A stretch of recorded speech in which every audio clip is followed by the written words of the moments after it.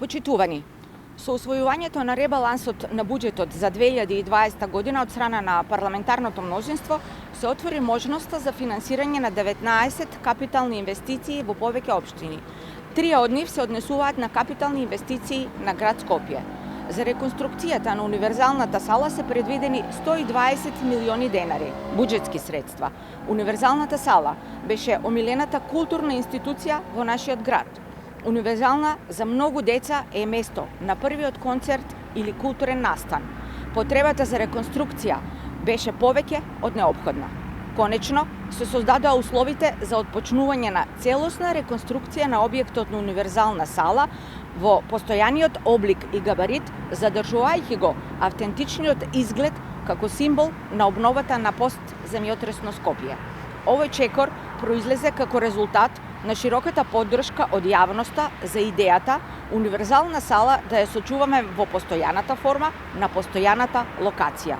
Но истовремено, тоа не значи дека град Скопје се откажува од идејата за нова концертна сала со придружни конгресни капацитети на друга соодветна локација согласно потребните стандарди за организација на големи културни настани.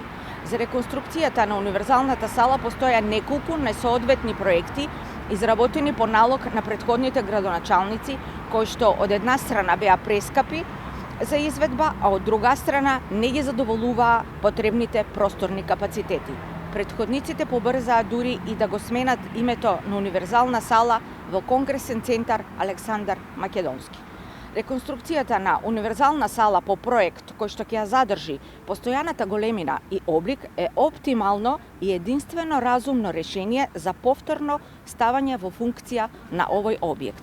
Со оваа реконструкција ја исполнуваме и спроведуваме на дело волјата на граѓаните во однос на универзалната сала, но истовремено мора да нагласиме дека оваа реконструкција не ги задоволува среднорочните и долгорочните потреби за културата во градот.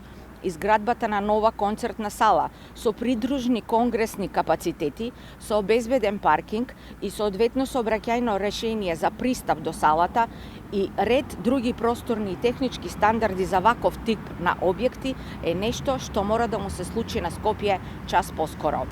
Град Скопје како институција игра сериозна улога во развојот на културата во нашиот град. СДСМ и коалицијата направија значајни поместувања во позитивна насока за културата. Работиме со граѓаните и за граѓаните. Со честниот и одговорен пристап во работењето ја оправдуваме довербата на граѓаните и заедно градиме модерен град кој ќе биде наша заедничка гордост. Своевреме како проблем локалните власти го глеdaa сообраќајниот метеж и недоволно паркинг простор околу универзалната сала, доколку тогаш со претходниот повик се земеше да се реновира и да сега падна одлуката за реновирање.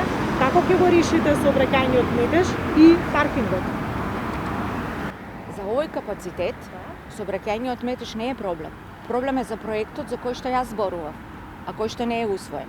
Значи во таков габарит и во таков обем како што ја планирале претходните градоначалници, сообраќајниот метеж ќе видите како проблем.